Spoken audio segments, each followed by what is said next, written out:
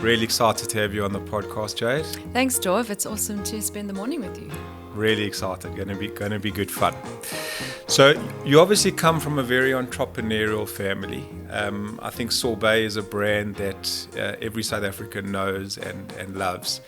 Tell us a little bit what it was like growing up in a family where your kind of life was your business and your business was your life. I would imagine dinner table discussions was quite difficult to separate what was happening in Sorbet and your dad being such an iconic entrepreneur. Tell us a little bit about growing up in that world. So I kind of grew up with two very different parents. My dad was the entrepreneur. He was fearless. He was happy to take risks. I watched him start businesses and close businesses and pivot and start again and liquidate businesses.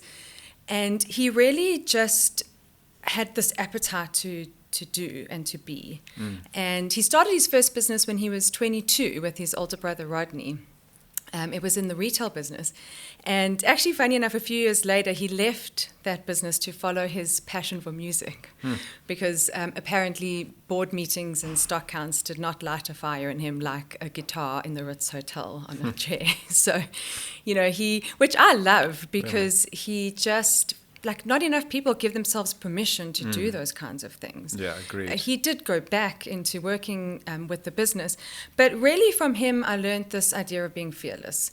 And what fascinated me about him my whole life was that failure didn't stop him. It almost fueled him. And that's what I took forward with me, watching him grow businesses from a young age, and especially Sorbet. My mom was very different. She is the creative. She makes things with her hands. She was a dress designer when I was growing up. She was a scrapbooker. She paints, she draws. She doesn't have a business, but she has this gift. And she grew up with very little. So creativity became her love language and actually her strength, and even later on into her life and how she built her business.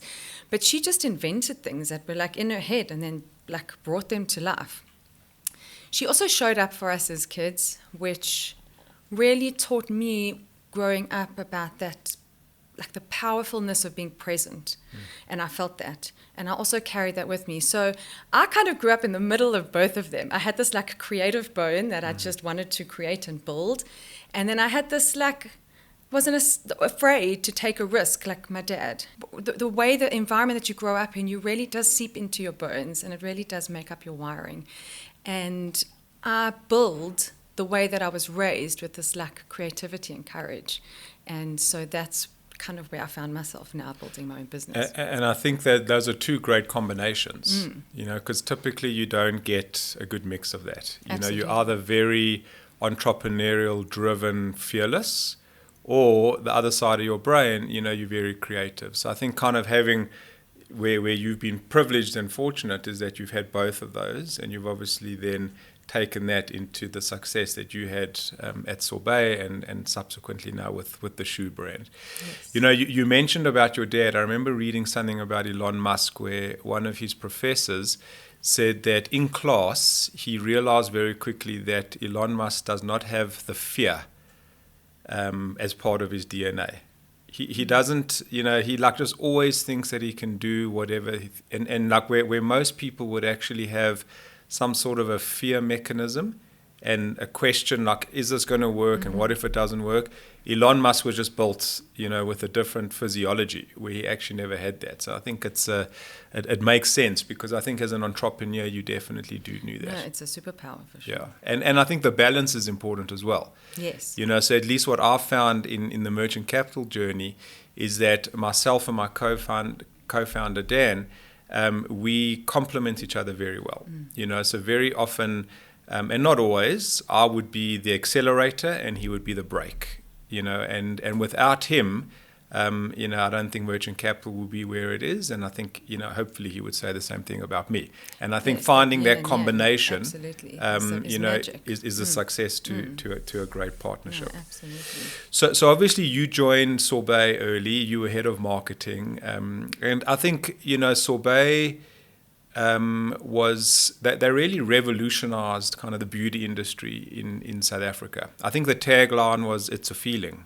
Get that feeling. Sorry, get that feeling, yeah. And I think it's exactly that. And I remember reading your dad's book many years ago about how he wanted people to feel when they walked into a Sorbet store. So obviously you were fundamentally involved with that, and kudos to you what you did on the marketing side. But talk us a little bit through around how you really revolutionized how people feel when they show up to go and get their nails done. Well, yes, it was a family business, which is very fascinating. A lot of people think it's an easy journey to be part of a family business, but if anything, the bar was higher. And I had to earn my seat at the table, and I also had to find my voice. I had to learn how to speak not only as a daughter, but also as a colleague or a co-worker. Sure. And that was a journey for me. And also the dinner table, like you said earlier, was the boardroom table. It never really switched off. So there was no kind of boundaries in your life about building this brand. But my dad had... One of my dad's superpowers is this empathy that he has for people. There's zero ego. He'll walk into a room and he'll want everyone in that room to shine and bring out the best in them and help them reach their potential. That's one of his main superpowers. My brother had this real temperament for logistics and operations, and my sister just had this insatiable need to get things done, and I was the creative, and I had all the ideas with absolutely no desire to put them on a spreadsheet, but I had the ideas, and he saw that, and he knew that because we were his children, and he built the business and our roles around that. And I think that is super interesting, because when you have a person at the top who is low on ego but high on empathy and just wants people to shine, that's when the magic can really come out in a business. That's when people start working for you and start building kind of with you. And he really thought about how you could bring out the best in people, and that's how I think businesses should actually run. It's like families.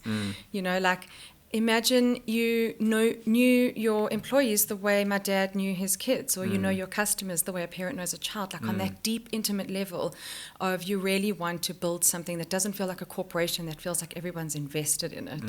And I love this idea of building a business like a family, and that everyone's on the same page and everyone's working towards the same things, and you know what people are good at, and you build around that. And you build a business around people. Yes. And I mean, I built my brands, when I build brands or when I think about brands, I really do. I've always loved brands that acted like people, always. There's brands that are, if they make me laugh, I want to be their friend, or if they stand for something, they have a conviction and they stand for something that matters. I admire that and I appreciate that. These are brands that have opinions and nerve, and they act like people do, and they want to bring things into your life. I'm a storyteller and a community builder at heart. That's where I thrive. That's what I just love. I'm not a marketer. Most marketers start with a product or a campaign. I always started with people. It was always about the people for me. One customer, one person. When we started at Sorbet, our goal was to be the #1 beauty salon chain in the country. This big, hairy, audacious goal. Maybe the world, but we'll start with the country. And it was in our strategy documents, and it was splashed on our walls, and it was everything we always spoke about was to be the #1.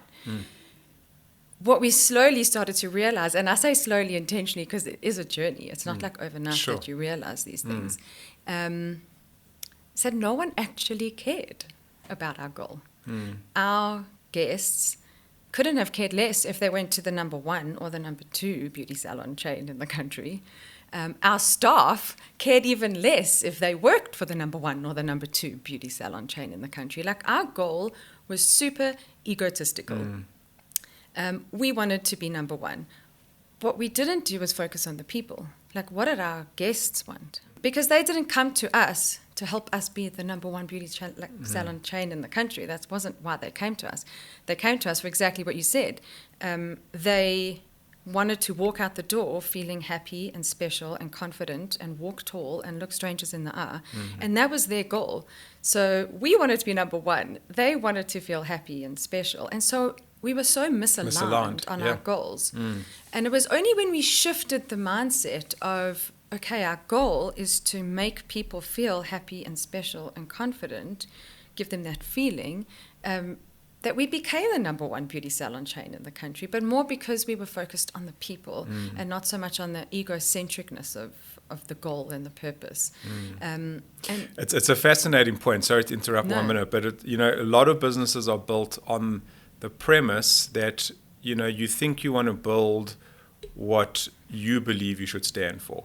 Where actually, to what you've just explained, is it's engaging with your customers and your clients and your staff, I guess, and figuring out what's important to them and really building the business from the bottom up that way. Also, what I loved, what you said, and we actually spoke about it on a previous podcast, that the role of the CEO, the founder, okay, and who obviously is then the CEO, is to really play this orchestration role. How do I find the best possible people to put in my leadership team where we are complementing each other's strengths, or making up for each other's weaknesses? And those really are the best CEOs, right? They have a way to figure out who are the best people that can make this boat go faster. What you had is that your father knew the characteristics of his kids so well, because obviously they were his kids, and he found your brother being in logistics and your sister being in execution and you being in the creativity. So really lucky that first of all all your kids brought different aspects to the table, and what a privilege to be able to do it, as with your kids. It's something I would, haven't really thought about, but I would love to do, because then I guess you get to share in obviously the ups and the downs, but the rewards must feel that much better when you're doing it as a family. It's a special journey for sure, and you learn a lot, and you grow, and you learn, things like follow you home. What happens in the morning follows you home through to the evening.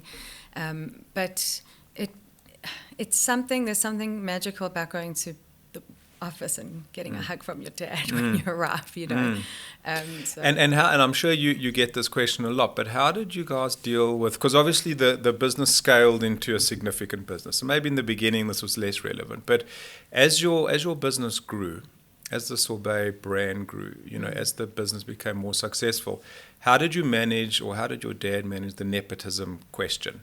Because that for me is always going to be, a real blockage, and something that can make it quite difficult. And almost even if your kid is the right person, they have this chip on their shoulder, thinking people think maybe it's just because I'm the daughter of the CEO. So how did you guys manage that as the business scaled?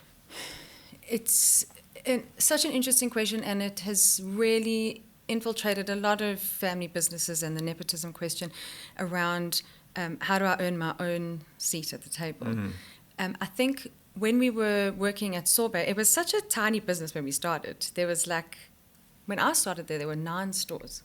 We were still a frozen yogurt joint, we would call landlords and be like, you need a Sorbet in your mall, and they'd be like, we have a Milky Lane. It's no, we do nails. It's and ice cream. It's no, just nails. But we were so small that the team really was, I think there were 6 of us. Wow. And did that include the 3 kids? No, me and my brother. My brother and I first. My sister was still Later. at varsity. Okay. We had an accountant and marketing person. My dad put me into HR originally because he thought I was good with people. And I approved therapists' leave for a while, which turns out I'm only good at approving my own leave. But we had no marketing department. So I came armed with my kind of shiny marketing degree, and there was no marketing department. And he put me into HR. And eventually I said, we need to build this brand. Something's happening here. We need to build this brand. But I always did feel it was an internal battle to be the boss's daughter and to find my own seat at the table, my own voice, to have my own ideas. It pushed me in a way. It constantly challenged me and constantly pushed me to want to prove myself to people. But I was so deeply invested that nepotism or no nepotism, people we would feed off that energy of like, we've got to build this, we've got to build this, we've got to go. And you've got to get people on the train with you. Yeah. So it's always been complicated, but I think if it works right, and my dad never, he has empathy for everybody. So there was never someone feeling like we got more preferential treatment. Okay. In fact, more the opposite. Yes, I would imagine. Yeah. Yeah. And so I guess the Sorbet journey, as I said, is an iconic brand, and you probably entered into the business when it was well funded, and it was obviously 9 stores. How many stores did it get up to? When we sold, there were about 220 stores. Okay, wow. So, I mean, that growth is just phenomenal. But, you obviously then had, good funding, and I'm assuming we're very profitable, and, we're building great revenue. I want to segue just quickly into your new venture, which is JoyJoy. But help me understand the difference between, being in a well-funded vehicle that was so successful that had north of 200 stores into ultimately selling, and I want to come back to what it felt like selling, and did it feel like you were selling a child, and we can come back to that in a minute because I'm curious about that. But how have you found it being in on the different in a different seat at the table now? Look, Sorbet, I was very protected. Yeah. I had a budget, I had a team, I had infrastructure and systems and processes. So I could come up with a crazy creative campaign, and if it didn't work, it was just like an expensive mistake. It didn't feel like that, like punch to your stomach. Yes. JoyJoy is obviously, you feel every decision. Like a bad sales month follows you home and sits with you at 3 a.m. in the morning. Every decision is taken like personally. And so I think the interesting thing that I found, though, is that that kind of constraint is often one of the most creative forces behind brands. Like, you've got to think leaner, and you've got to build leaner, and you've got to be inventive, and you've got to get closer to your customer because you don't really have an option. And it's kind of also this idea of you've got to shift your mindset from what could work to what must work. Like, that's an important mindset shift from Sorbet to JoyJoy. I think the principle is, at Merchant Capital we use it, and it's not ours, but we use it all the time, that every rand is a soldier. So when you're allocating that rand, to your earlier point, is like there's no optionality for excess. There can't be any fat in the system. Every rand is a soldier, and every decision you make, you need to get the most amount of leverage out of that rand. Absolutely. And I mean, there is a sort of freedom to it as well. I can make a decision at 11 p.m. in my pajamas, and I don't need anybody to tell me otherwise. So it carries a lot of weight, but it's on your own terms, which is also nice. But we didn't start JoyJoy because we had money or we had capital. Like, we started it because we had conviction. And turns out that's not a bad business plan, conviction. Maybe talk us through a little bit around the JoyJoy business. So JoyJoy started really on my lounge floor with my business partner, Danny, and we were talking about kid sneakers. Random conversation. I mean, I've got 3 girls, she's got 2 boys, and we're just really talking about this idea of how it would be really nice if we could have an interchangeable kid sneaker. So something you could wear to the party today and to the playground tomorrow. It felt like kid sneakers was just a really frustrating space for moms. So we did what any good entrepreneur would do, and we Googled it, and we Googled interchangeable kid sneakers, and we really couldn't find what we were picturing in our minds. Crocs was probably the closest, but it wasn't a sneaker, and you didn't change it every day. You kind of had your gibbets and they stuck. We wanted that independence that kids were looking for. You've got young kids, you know that they want to be like, I did that myself, or I chose this today. They have such limited kind of independence in the world, that just that little thing of I did that makes them feel important and brings joy to their lives. So we went on this journey, and we were like, okay, could we bring joy to a mom and a kid through a shoe? And because we couldn't find it, we decided to take a trip to China to see if we could make it. And we landed in the heart of Guangzhou, really having no idea what we were doing. I mean, we had never built a shoe. No one has built a shoe, just randomly. And so we found a factory. We flew to their factory in Fuzhou. It was like this 2-hour flight on this local dodgy airline, and just don't tell my mom I did that. She doesn't know. Well, now she probably does. We arrived and we built the shoe with them in real time. We're like, this is what we want. This is how we want it to look. And we left with this prototype, and we were like elated. We were like, that. Oh my God, we have a shoe. And we came back on this very big high, and then it was November 2019, and everybody knows how that story ends. And we arrived home in the December, and they said, our factory's shut. And we're like, what? You know, and they're like, well, I don't know, there's this virus. We're like, what virus? Like, why are you guys closed? Like, we need our shoes. Like, well, we closed indefinitely, and we don't know when we're opening again. So we came back on a very big low. We had this shoe, and we wanted to build it, and we couldn't. So and also, as the months progressed, you know, the world started kind of falling apart and people were dying, and we were trying to make a glittery shoe, and it just felt like maybe at that point we needed to abandon cart. But we had gone through so much to get there, and we just couldn't let it go. You weren't giving up. We weren't giving up, no. And so we pushed through, and we built this shoe over WeChat in shaky English and a really dodgy internet connection in China. And prototypes, just up and down samples, like all day. We couldn't get back there. So all day it was just samples. And finally, the one day, the final sample box arrived. This is a year later. Like, it took us an extra year to build this business. And the sample box arrived, and our kids came running down the stairs, and they opened up this box, and there was these shoes with these snaps. And they were like, oh my gosh, and I want the dinosaur, and look at the princess, and I want the glitter, and I want this, and I want that. And it was just this like chaos. And Danya and I sat back at a chair, and we were like, I think we did it. Like, I think we brought joy into a shoe. And so at that point, we decided we needed to call the company JoyJoy, which was because we got so much joy from watching our kids. They got so much joy from choosing their snaps. And so we called the company JoyJoy, and really had this idea of, like, we always said our North Star was like, your heart beats so fast with joy. Like, that's what we want. That's the feeling we're after. We talk about a feeling at Sorbet. Like, that was the feeling at JoyJoy.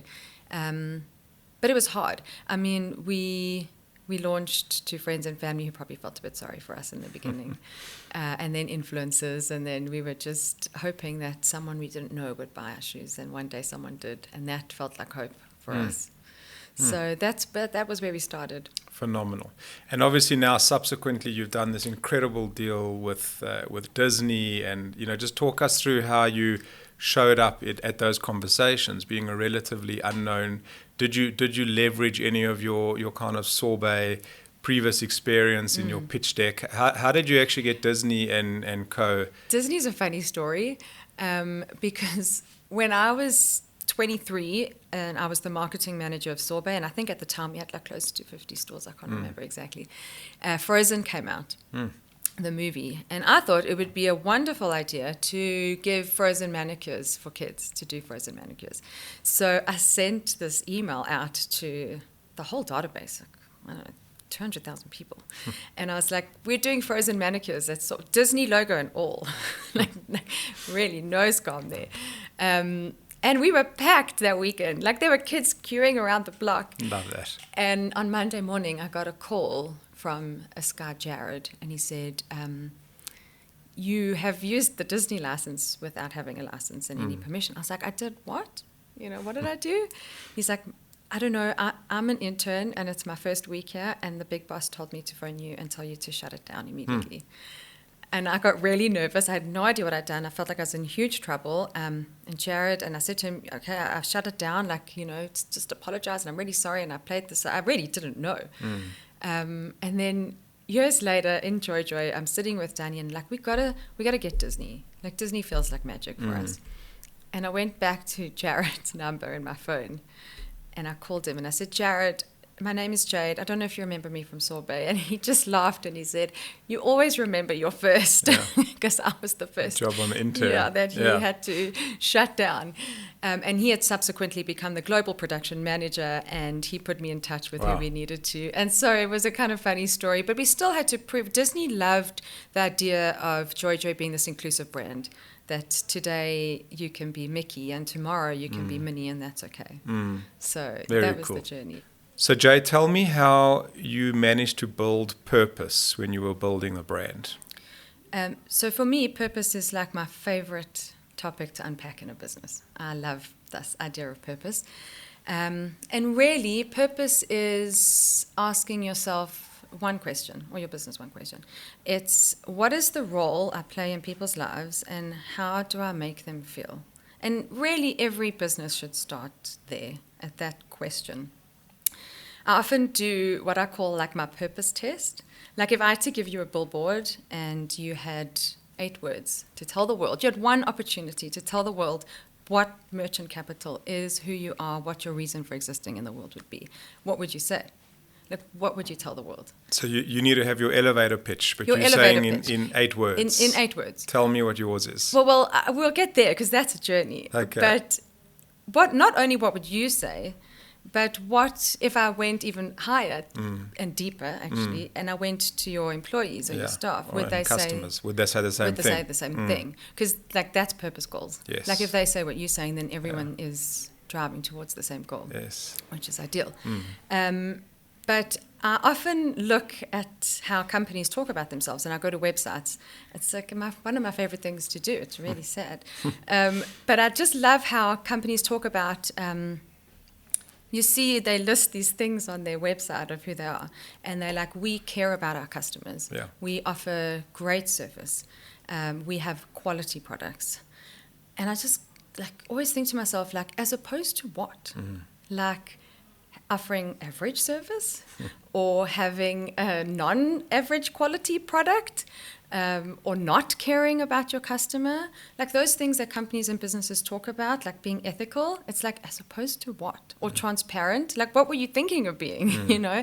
Like for me, those are like what I call table stakes. They're like the minimum entry fee into a business. Like that's the floor. Like that's what I expect of you. Like you can't own that. Totally. It reminds me of when you have a conversation with a person, they say, if I'm going to be completely honest... And you think to yourself, but so you're saying most of the time you're not being honest? Like, or can I be honest with you? I'm like, please can you be honest all the time? Yeah. 100%. And you like post on your website this like big banner that says like, we offer fast delivery. It's like, well, I'm not signing up for slow delivery. Like that, you can't boast about that. No one gets a medal. What's the alternative? Yeah, what's the alternative? Yeah. No one gets a medal for being ethical or for offering great service or for having as a you quality say, it's the product. Table stakes, huh? Yeah, that's the table stakes. Like that's a given. Why do you exist in my world? Like what is your reason for being? And my most favorite question is, would I miss you if you disappeared tomorrow? And not would it be inconvenient perhaps, or would I feel sad for a day? Would I genuinely miss you? Yeah. That is such an important question for brands to ask because it really shows the impact that you play in people's lives. Like at Sorbet, I didn't care how many times you came in for a manicure. I didn't track that data at all. I cared how you felt when you walked out the door. And I wanted to know that we had done our job, that was the role that we had played in your life, and that if we disappeared, you would miss that feeling of confidence and being special. So many brands, like Woolworths, is purpose goals for me. Like they just nail it. If you ask people what Woolworths stands for as a company, most of the time, I'd say 8 out of 10, I'd wonder what you would say, if you could pick one word, would be quality. And now, it's not quality because they tell you that it's quality. They show you in every opportunity they get and every touch point that, you know, we have our organic tomatoes from our organic farmers, and we sustainably source the best fish from these fishermen, and our uniforms are good, and our aisles look great, and our shops are this. They actually do it. Exactly. Yeah, as they opposed don't to say talk about it. Exactly. And that's the loudest way to say something, is to just do it. You don't have to boast that we offer quality products. Show me in every time you touch me in my life that you do that. And that really is purpose goals that I can even got down to one word. Not many brands can do that. But really just about this idea of building purpose and asking yourself, why do you exist in someone's life, and would they miss you if you went away tomorrow? I think the companies that are able to embody that in one sentence, and I loved your earlier point around it being when you had to ask on an anonymized basis your employees if they're saying the same thing that what it says on your wall on your website, like that's true alignment.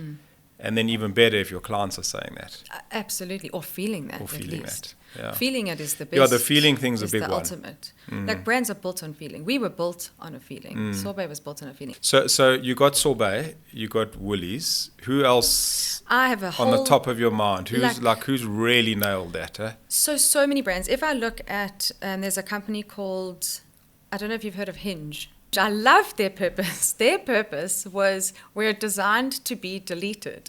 Because once you've met your person, our job is done. Amazing. Like, delete us when you find Mr. Right. Yeah. And then we'll be happy. Yes. Our job as an app is designed to be deleted. I love that purpose. Casper is another favorite example of mine. The mattress. Yes, exactly.